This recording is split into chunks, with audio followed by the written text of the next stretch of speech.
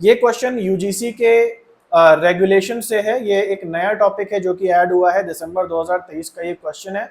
UGC regulation plagiarism के लिए, उससे ये रिलेटेड क्वेश्चन है, हालांकि कॉमन सेंसिकल है, पढ़ेंगे तो समझ में आ जाएगा। दो स्टेटमेंट्स यहाँ पे दिए हुए हैं।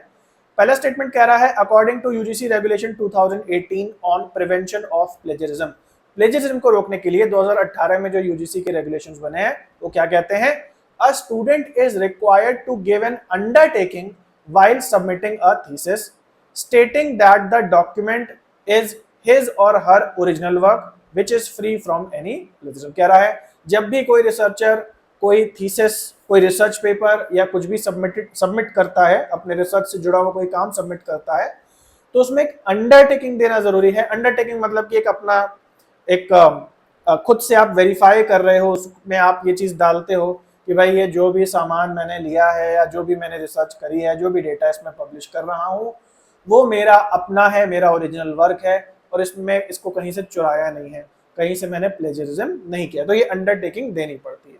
तो ये बात सही है।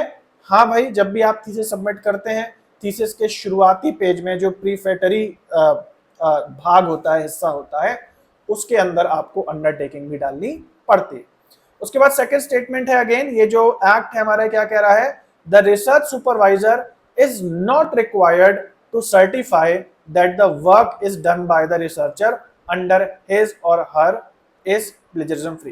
कह रहा है कि इस एक्ट के अंदर, इस रेगुलेशन के अंदर जो रिसर्चर का सुपरवाइजर है, जो उसका गाइड है, जो उसका मेंटोर है, वो सर्टिफाई नहीं करके देता, वो खुद से सर्टिफाई नहीं करता है कि इस बंदे का जो रिसर्च इसने जो सबमिट करा है वो प्लेजरिज्म फ्री।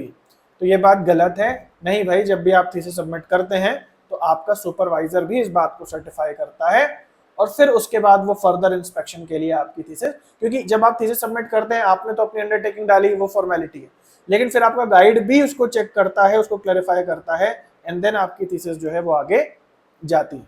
तो सेकंड स्टेटमेंट हमारा रॉन्ग हो जाएगा, इसलिए थर्ड ऑप्शन सही है, पहला स्टेटमेंट करेक्ट है जबकि दूसरा स्टेटमेंट इनकरेक्ट है।